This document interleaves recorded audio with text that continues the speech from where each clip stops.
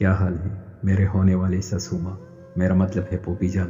फरहत बेगम ने जैसे ही दरवाज़ा खोला, शायान आराम से कहते हुए अंदर दाखिल हो गया। तमीज़ नहीं है तुम्हें? कभी किसी ने सिखाया नहीं कि बड़ों से किस तरह बात करते हैं? फरहत बेगम गुस्से से बोली, मैं बाद में तमीज़ भी सीख लूँगा, और इस वक्त मैं सिर्फ भाभी को देखने आया हूँ। गिने जान। शायान इर्द गिर्द मुतलाशी नज़रों से देखने लगा और अब गिने को बुलाया। खबरदार जो मेरी बेटी का नाम अपनी गंदी जुबान से लिया। फरहत बेगम हकारत से बोली, तुम किस कदर घटिया इंसान हो। कल तुम्हारी की गई हरकत से पता चल गया है। गुस्से की शिद्दत से बोलने की वजह से उसकी सांस फूलने लगी थी। अरे सासू माँ, इस उम्र में इतना गुस्सा ठीक नहीं है। अभी तो आपने मेरी और अभी की शादी के तकरीब भी इंजॉय करनी है। वो खबासत से गोया हुआ, तुमने ऐसा सोच भी कैसे लिया? मैं अपने जीते जी कभी अपनी बेटी की शादी तुम जैसे घटिया इंसान से नहीं करवाऊंगी। फरहत बेगम ने उंगली उठाकर कहा, और इसका मतलब मेरी शादी के लिए आपका कोच करना ज़रूरी है। शायान के चेहरे पर शैतानी मुस्कुराहट थी। अल्लाह ना करे मेरी माँ को कुछ हो, मेरी उम्र भी अम्मी को लग जाए। तुम्हारी हिम्मत कैसे हुई ये सब कहने की? अब गिने शायान की आवाज़ सुनकर जाग गई और रूम से बाहर निकल आई। मेरी जान, इसमें हिम्मत की क्या बात है? बल्कि मैं तो चाहता हूँ पोपो भी हमारी शादी में शिरकत करे, मगर ये है कि मान ही नहीं रही। तभी मुझे ऐसा कहना पड़ा। वो मसनूई शर्मिंदा हुआ। तुम जैसे घटिया इंसान से शादी करने से बेहतर है मैं जहर खाकर मर जाऊं।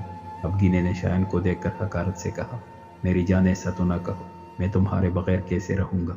तुम तो जानती हो मैं तुमसे कितनी मोहब्बत करता हूँ। वो मखमूर लहजे में बोला और अब गिने के करीब आकर उसका हाथ अपने हाथ में लेना चाहा। खबरदार जो मेरी बेटी को छूने की कोशिश की।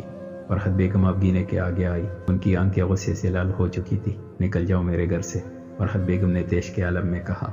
खैर, मैं यहाँ तुम दोनों को परेशान करने नहीं आया था, मैं तो बस कल से परेशान हुआ। अब गिने को सुनसान रास्ते पर छोड़कर मुझे बहुत अफसोस हुआ, पर अब उसे अपने सामने देखकर मेरी जान में जान आ गई है। चलता हूँ। इस वक्त अब गिने को शायान कोई गंदी नज़र वाला शैतान लग रहा था, जिसे देखकर कराहियत महसूस हो। शायान के जाते ही अब गिने फरहत बेगम से लगकर रोने लगी। उसे शायान की नज़रों से खौफ महसूस होने लगा था। फरहत बेगम खुद भी अंदर से टूट चुकी थी, मगर वो अब गिने के सामने खुद को मजबूत किए हुए थी, ताकि अब गिने भी खुद में हौसला पैदा कर सके। वो जो खौफ दिल में कुंडली मारे बैठा था, आज फरहत बेगम पर आया हो गया। मुझे यकीन नहीं आ रहा कि थोड़ी देर पहले जरजान के डैड आए थे। जरनिश खुशी से झूम कर बोली। आयशा जैसी औरत जरनिश को बिल्कुल नबाई थी। अजीब मिडिल क्लास वाला लुक था उसका, और अपनी बेजारी को आयशा से छुपाने की ज़रूरत वो महसूस नहीं करती थी। खैर, जरनिश को आयशा से नहीं जियाद शाह से मतलब था, और आज जियाद शाह खुद आए थे। उसकी तो मन की मुराद पूरी हो गई थी। कल रात जरजान के आते ही आयशा ने जरजान से फाइनल बात की थी, और जरजान ने अपनी रजामंदी जाहिर कर दी। आखिर कब तक अपनी वजह से वो सबको परेशान करता? चारों नाचारों से हाँ कहना पड़ी, और आज जियाद और आयशा पहली दफ़ा सबूही के घर आए थे। जियाद मंगनी की एक छोटी सी तकरीब करना चाहते थे। सबूही और नईम खुशी से पागल हो चुके थे। नीलम भी सबूही के बुलाने पर आ गई थी, और साथ में कंदील को भी पकड़ कर लाई थी। अरे मेरी जान, यही सच है, यकीन करो। नीलम भी उस पर निहाल हुई।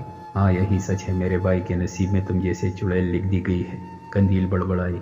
कुछ कहा तुमने कंदील? सबूही कंदील से ज़रा फासले पर बैठी थी और कंदील की बड़बड़ाहट सुन ली, मगर उसे समझ न आया कंदील ने क्या कहा है। ब्यूटीफुल लेडी हूँ मैं तो कह रही थी, कितनी खुशी की बात है ना कि मेरी प्यारी कज़न चुड़ैल पापे कुटनी डायन मेरी भाभी बनेगी।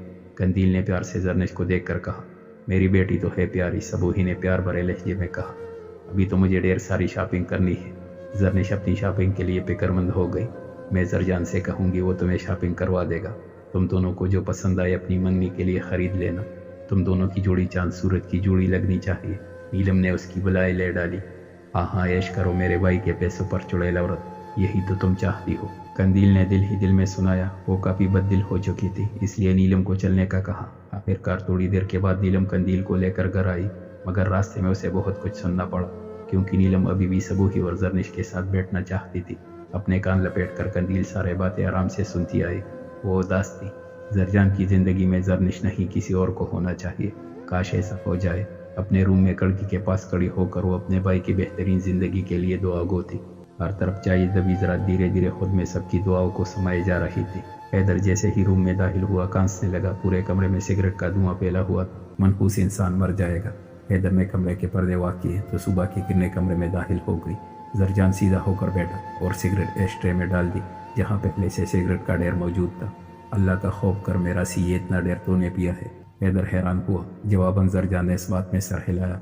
मुझे लगता है तुम अभी तक पूरी तरह से ठीक नहीं हुए हो। याद अंकल से कहता हूँ एक दफ़ा फिर से तुम्हारा ट्रीटमेंट करवाए। حیدر نے تعصب سے سگریٹ کا ڈیر اٹھایا اور ڈسٹ بن میں ڈال دیا۔ اگر تم یہاں ایسی بکواس کرنے آئے ہو تو برائے مہربانی میں ایسی بکواس اس وقت نہیں سن سکتا۔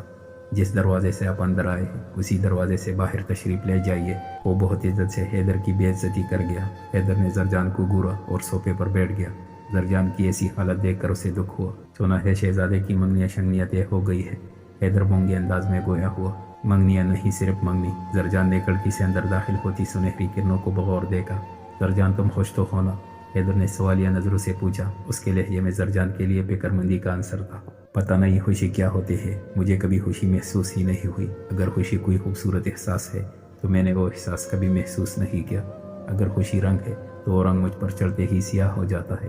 اب میری وجہ سے کچھ لوگوں کو خوشی مل رہی ہے تو میرے لیے بھی وہی خوشی ہے بس۔ بے ربط لفظوں میں وہ حیدر کو پتہ نہیں کیا سمجھانا چاہ رہا تھا، اسے خود بھی سمجھ نہیں آ رہا تھا۔ ناشکری نہیں کرنی چاہیے زرجان، تمہارا ماضی بھلے ہی تمہارے لیے کوئی خوشی کا باعث نہ ہو مگر تمہارا حال تو بہتر ہے۔ تم اس بات پر بھی خوش نہیں ہوتے، پھر تو تم سچ میں ناشکری کر رہے ہو۔ وہ جانتا تھا زرجان کے ساتھ زندگی میں بہت کچھ غلط ہوا، مگر اس کا مطلب یہ تو نہیں ہمیشہ کے لیے انسان خود پر ترس کھاتا رہے۔ زرجان خود کو بدل ہی نہیں پا رہا تھا اور آج حیدر کو بھی غصہ آ گیا۔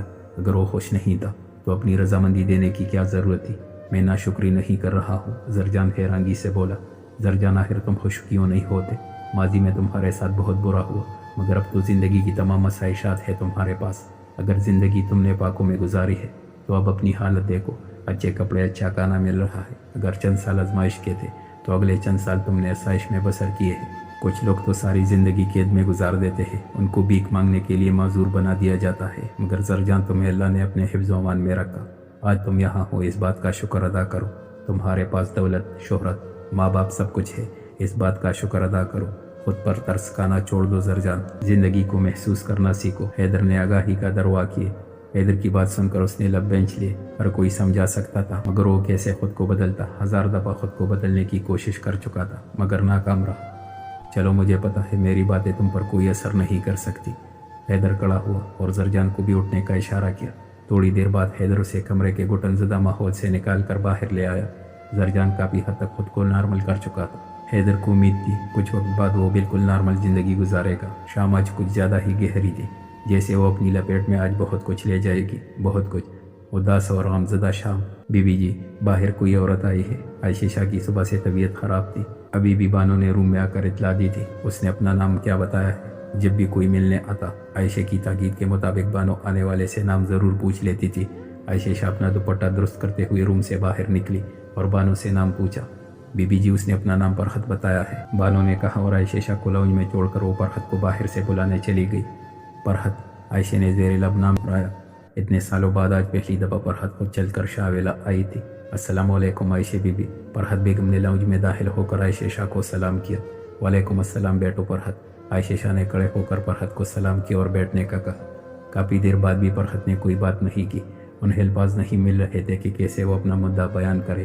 فرحت کوئی پریشانی ہے یا پھر پیسوں کی ضرورت ہے؟ عائشہ شاہ نے غور سے فرحت کو دیکھا۔ وہ عمر میں عائشہ شاہ سے بہت چھوٹی تھی مگر اس وقت سفید بال، جریو زدہ چہرے سے وہ عائشہ شاہ سے بھی بڑی اور بوڑھی لگ رہی تھی۔ عائشہ بی بی، اگر پیسوں سے سہارا مل جاتا تو میں ضرور آپ سے پیسے مانگ لیتی مگر ان پیسوں نے ہی تو مشکل میں ڈال دیا۔ نہ مانگ کے لیے فرحت بے بسی سے بولی۔ سب ٹھیک تو ہے نا فرحت؟ عائشہ شاہ کو انہونی کا احساس ہوا۔ کچھ بھی ٹھیک نہیں عائشہ بی بی۔ زیاد بھائی کہاں ہے؟ وہ تو کام کے سلسلے میں دوسرے شہر گئے ہوئے ہیں، عائشہ شاہ نے جواب دیا اور اٹھ کر فرحت کے جریو زدہ ہاتھ تھام لیے۔ فرحت، جو پریشانی ہے مجھے بتاؤ۔ فرحت بیگم نے شروع سے لے کر آخر تک سب کچھ بتا دیا۔ اگر بات صرف پیسوں کی ہوتی تو فرحت اپنی ساری جائیداد ان کو دے دیتی مگر شایان اب گینے کو بھی حاصل کرنا چاہتا تھا اور فرحت بیگم اپنی بیٹی کی حفاظت کرنا چاہتی تھی۔ انہیں کسی مضبوط سہارے کی ضرورت تھی جو اب گینے کو دنیا کے سرد گرم رویوں سے بچا کر رکھے۔ عائشہ شاہ کو حیرانی ہوئی، دنیا میں ایسے لوگ بھی ہیں جو اپنوں کو کمزور پا کر ان کا سب کچھ لوٹ لیتے ہیں، یہاں تک کہ اپنوں کو بھی بھوک کی نگاہ سے دیکھنے لگ جاتے ہیں۔ عائشہ شاہ کو یہ سب سوچ کر ہی ان لوگوں سے نفرت محسوس ہوئی۔ عائشہ بی بی، میں جانتی ہوں میں اپنی اوقات سے بڑھ کر مانگ رہی ہوں مگر کسی غریب کی جب مدد کی ضرورت ہوتی ہو تو وہ اپنی اوقات نہیں بلکہ سامنے والے کا ضرب دیکھتا ہے کہ اس شخص کا ضرب بھی اس کی طرح امیر ہے یا نہیں۔ فرحت بیگم کی آواز میں ٹوٹے کانچ کی کرچیاں تڑک رہی تھی۔ کیا مطلب ہے فرحت؟ عائشہ کو کچھ سمجھ نہیں آیا۔ میں چاہتی ہوں کہ میری بیٹی کو ایک مضبوط سہارا مل جائے اور یہ مضبوط سہارا زرجان کا ہو۔ فرحت تو اپنی بیٹی کے لیے سب کچھ کرنا چاہتی تھی کہ جس سے اب گینے کی زندگی سہل ہو جائے फरहत की बात सुनकर आयशे का चेहरा पक हो गया, मगर दूसरी तरफ बेटी औरत अपनी आंखों में बहुत उम्मीद और आस लिए बैठी थी। अगर आयशे ने बता दिया कि वो कल रात ही जरजान की मंगनी तय कर आई है तो उसकी आंखों में आशा और उम्मीद के जुगनू बुझ जाएंगे और शायद फिर ये बूढ़ी आंखें कुछ देखने के काबिल ना रहे। क्या वो सच में उन आंखों से अपने लफ्ज़ों के जरिए बिना ही छीन लेती? काफ़ी देर तक दोनों के दरमियान खामोशी रही। फरहत को जाना था, अब गिने को अकेला छोड़कर आई थी और शायान का कोई भरोसा नहीं था। वो अगर दोबारा आ गया तो फरहत में क्या तसल्ली दूँ? आयशे शाह को कुछ समझ नहीं आया। न जियाद यहाँ था और न जरजान, जबकि इस वक्त उन दोनों का होना बहुत ज़रूरी था। मैं जानती हूँ आयशे बीवी, जब तक जियाद और जरजान मेरा मुद्दा नहीं सुनेंगे तब तक कुछ नहीं हो सकता। फरहत ये कहकर खड़ी हो गई। कहाँ फरहत? बेटो, जियाद तो दूसरे शहर है मगर जरजान यही है, वो तुम्हारी मदद ज़रूर करेगा। आयशे शाह ने उसे रोका और जरजान को खाल मिलाने लगी, मगर उसका नंबर ऑफ था। मैं इंतज़ार नहीं कर सकती, अब गिने अकेली है और मुझे डर है कि शायान ना आ जाए। फरहत बेगम ने जल्दी जल्दी कहा। ठीक है फरहत, मैं तुम्हें खुद छोड़ कर आती हूँ। आयशे शाह खड़ी हुई मगर निकाहत की वजह से चकरा कर रह गई। आयशे बीबी, आपकी तबीयत ठीक नहीं लग रही, आप आराम करें, मैं चली जाऊंगी। फरहत ने आयशे को पकड़कर सोफे पर बैठाया। माफ़ करना फरहत, मैं तुम्हारी कोई भी मदद नहीं कर सकी। आयशे शर्मिंदा हुई।